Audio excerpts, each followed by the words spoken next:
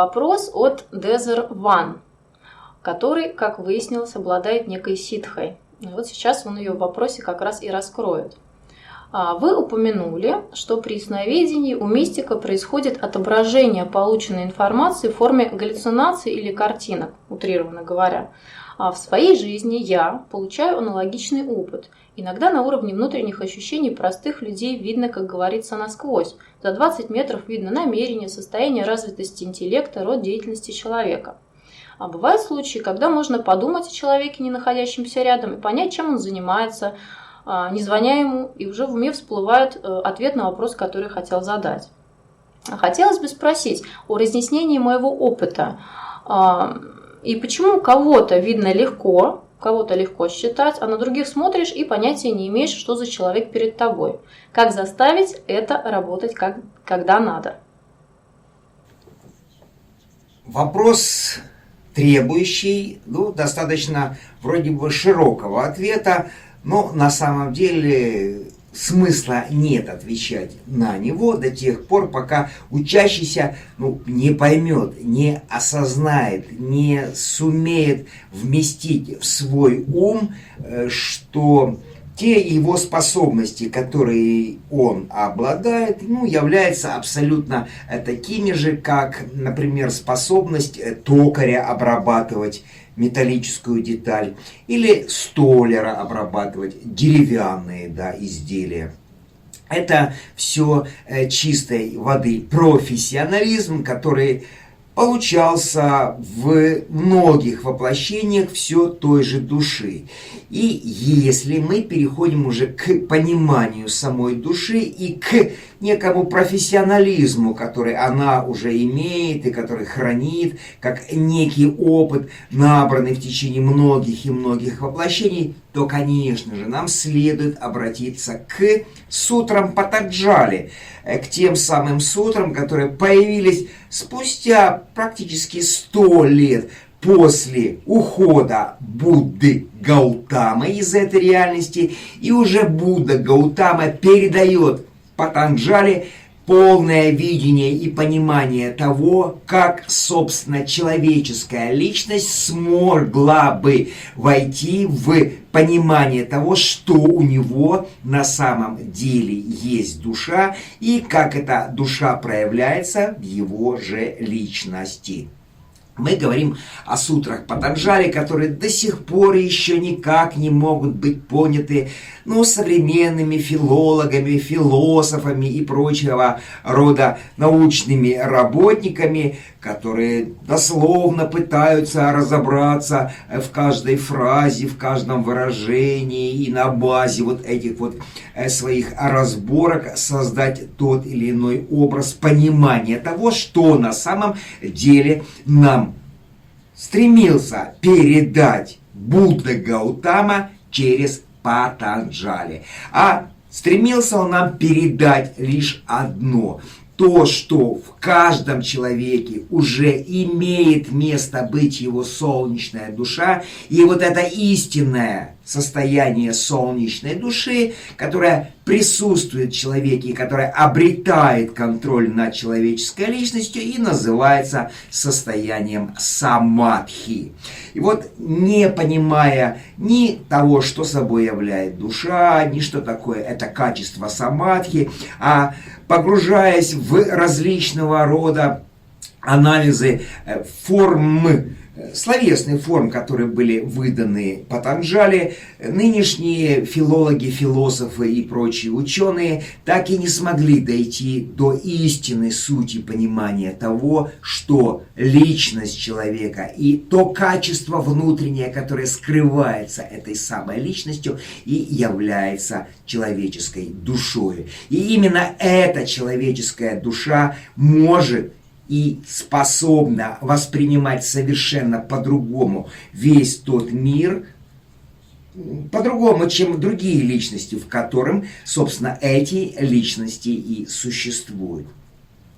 Поэтому, когда мы говорим об особых человеческих качествах, которые проявляются в той или иной ситхе, тайных, духовных способностей человека, то мы в первую очередь должны наставить учащегося на то, чтобы он хотя бы разобрался в этих самых сутрах Патанджали и понял, откуда это все на самом деле берется.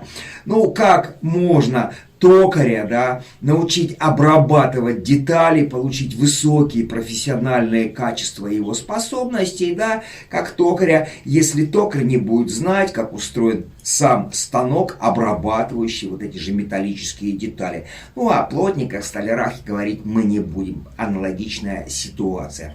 Если у учащегося где-то внутри присутствует вот это внутреннее стремление разобраться в том, что он чем-то обладает, и вот это вот его обладание требует определенного рода развития, то для начала, конечно же, этому учащемуся следует разобраться, что он собой представляет как личность, просто вылезая в традиционные понимания психологии, и что он собой представляет как душа, уже осваивая суть сутр Патанджали, которые расписаны в работе Алисы Н. Белли «Свет души», и уже вникая в суть эзотерической психологии. На это у него уйдет несколько лет жизни, если он действительно находится на высших уровнях некого уже своего душевного состояния, или несколько воплощений, если он только начинает эти духовные способности в себе замечать, но еще не понимает, что собой они представляют. Но в любом случае каждый из учащихся должен понимать, что он разделен на две части, на часть, связанную с проявлением в нем личности, и часть, связанную с проявлением в нем души. И личность и душа обладают теми или иными ситхами. Ситхи, которые называются низшими и высшими. Вот так. В сутрах Патанджали это все именуется. И при этом личность, общаясь с личностью, на базе опыта общения этих личностей может создать уже некий набор образов, что собой представляет другая личность. Либо же душа, общаясь с другой душой, может уже определенным таким же образом создать то же самое понимание существования тени этой самой души в виде личности, и как эта тень себя на самом деле проявляет в данный момент времени. То есть проникнуть личности в состояние другой личности можно двумя способами. При непосредственном контакте одной личности с другой и при так называемом дистанционном контакте одной души с другой душой. Непосредственно. То есть, если учащийся начинает понимать, что в нем присутствует личность и душа, то он уже дальше начинает использовать свои тайные способности ситхи, низшие для личности, высшие для души, чтобы, пользуясь ими, он смог достичь нужного ему результата. Без развития своих способностей, без понимания, откуда, собственно, эти способности появились, у него вряд ли будет какой-либо успех в его же жизни. Что касается, собственно, упоминаний о ситхах, о них начинает говорить Патанджали в своих сутрах, начиная с 4 книги, прямо первая сутра, это 4 книги, и говорит о том, что ситхи, низшие и высшие или тайные духовные способности проявляются у человека в процессе его воплощения, после употребления, так переводят, наркотических средств, мы называем психостимулирующих средств, после воздействия на человека слов могущества, мы называем это вибрационным воздействием человека, тем воздействием, которое имеет определенную ноту и имеет определенное состояние стоячей звуковой волны. Также это эти виды ситх достигаются за счет страстного желания их получить. Мы говорим о низших ситхах, да, о неком профессионализме человека. Ну и, конечно же, с помощью медитации можно достичь понимания и высших ситх. Вот, в принципе, в сутрах Патанджали, в 4-й книге и расписываются основные понимания того, как эти ситхи возникают и как они, собственно, развиваются. Но если они возникают и развиваются, то они должны, конечно же, возникать и развиваться на существовании в человеке двух качеств. Третьелучевого качества, качества его личности, и второлучевого качества, качества его души. И здесь должно быть у учащегося выделено четкое развлечение в его же уме, как развлечение понимания, что он думает левым полушарием и что он осознает правым полушарием. Довольно сложный и довольно долгий путь, но опять же этот путь, приводящий всегда к конкретному результату. Главное получить этот результат, не иначе. И нам следует понимать, что в конце концов мы все живем в тот период или в то время, которое называется конец времен, или временем перехода, или сменой времени и так далее. Мы говорим о том, что человечество уже подошло к завершающей фазе своего существования в старом времени, и это человечество переходит в новое свое существование уже в новом качестве. И только лишь небольшая часть людей, живущих сегодня на планете, прекрасно понимает о том, что они действительно живут в это самое время перемен или в так называемом конце времен. Все остальные много и много миллиардов человек, а их достаточно, да, мы говорим 99,9%, которые погружены в то состояние, которое называется как овидие и неведение, и потому что на них воздействует вся система эмоционального, ментального и физического воздействия на их личности, они не понимают и не осознают того, в какое время они живут и что на самом деле происходит сейчас. Даются, конечно же, этим людям понимание того, что да, вот глобальное потепление наступило. Но опять ученые находят кучу неверных ответов, которых они вдалбливают в умы несведущих людей, которые, эти несведущие люди, верят этим ответом и этим объяснением, почему вот это глобальное потепление наступило. Мы объясняем, потому что конец времен. И глобальное потепление есть следствие конца времен. Пандемия во всем мире до сих пор еще буйствует и проявляет себя в совершенно разных своих состояниях.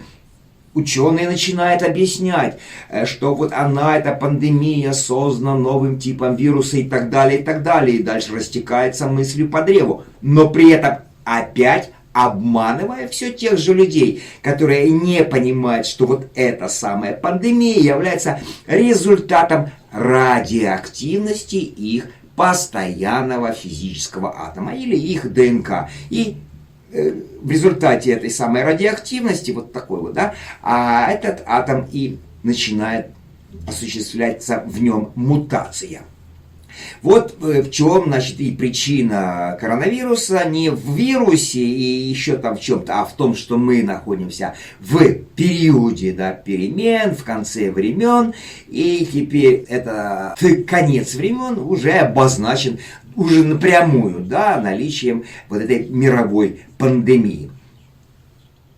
И только лишь небольшая часть проживающих на Земле людей осознает, в какое время и почему она здесь проявляется. И вот эта часть людей, мы их называем как шизоиды. И у всех, без исключения шизоидов, которые уже осознанно понимают, в какое время они живут, существуют и проявили себя как души, вот у них конкретно, у этих шизоидов и имеют место быть вот эти тайные способности ситхи, которые они обрели в предыдущих своих воплощениях.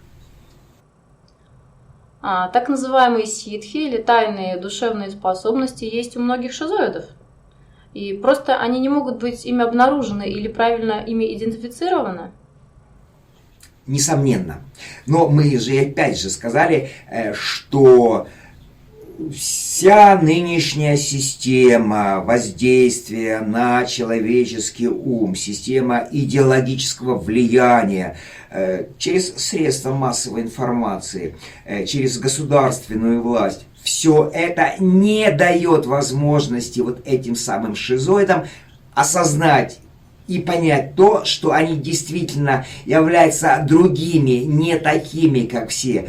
Эта система заставляет их уходить в свой внутренний некий кокон, прятаться под определенным родом панцирем, создавать себе собственное свое пространство, в котором они не развиваются, в котором они, как куколка в коконе, которая неправильно создала этот кокон, как черепаха в том же панцире, находящаяся постоянно в самых неблагоприятных условиях. Все это внутри же этого ограничения и умирает. И мы видим, натурально наблюдаем за тем, как и происходит умирание вот этих шизоидных душ, воплощение этих душ в наше время, как они не могут себя проявить только лишь потому, что они находятся в коконе, в панцире, только лишь потому, что они не могут сами себя идентифицировать или признать, что они являются такими, и пойти на ту или иную жертву только лишь для того, чтобы развить в себе те способности, которые у них существуют. Они существуют пока что, они живут, эти шизоиды, в таких вот тепличных условиях, которые создается им окружение, и вот эти тепличные условия их убивают так же, как убивает личинку в куколке. Это же самая куколка, вот эта вот оболочка, которая создается вот этой личинкой, и как убивает панцирь ту же самую черепаху, если условия существования неблагоприятны, а тепличные условия для шизоида абсолютно неблагоприятны. Ибо его первая задача – это задача войти в состояние жертвы. И только лишь в состоянии жертвы он сможет открыть в себе ту или иную способность, ту или иную возможность, то или иное качество, которое у него изначально заложено в его душе, но не может быть проявлено только лишь потому, что он, этот самый шизоид, находится в неких благоприятных условиях для окружения его же, но не для него самого же, поскольку эти благоприятные условия были навешаны ему, опять же, идеологическим воздействием на его ум, на его эмоции, на его физическое тело. И он абсолютно верит, что вот в этом, скажем так, комфортно, уютном состоянии он будет и дальше развиваться. Отнюдь он развиваться не будет. Он будет умирать. Если он не сможет, вот в этот период перемен, в это время конца времен вскрыть себя, обнаружить себя, то обнаружить себя за счет именно понимания его окружением, кто он такой и что он такой, и принятием его в группу, и когда группа будет заботиться о нем, и он будет заботиться о группе, то тогда у этого шизоида есть, конечно, право на будущее. Но если он останется в своем локальном существовании жить, как личинка, вот в этом оболочке, коконе, и как черепаха в панцире, будет дальше существовать в этом своем собственном ограничении и не войдет в контакт со своим истинным, правильным окружением, которым являются такие же развитые шизоиды, то у этого шизоида нет будущего. Он в ближайшее время должен будет закончить свое воплощение здесь, не будет иметь возможность воплотиться дальше уже в новом времени, и ему придется ожидать следующих времен, как мы называем следующие манвантары, для того, чтобы уже проявить себя как непосредственная душа. В этом времени, в этот период они не смогли себя проявить, как те, которые должны себя проявить, поскольку они не понимают, что такое состояние жертвенности, поскольку они слабовольны, поскольку они нетрудолюбивы, поскольку они слабы и поскольку их для окружения не существует.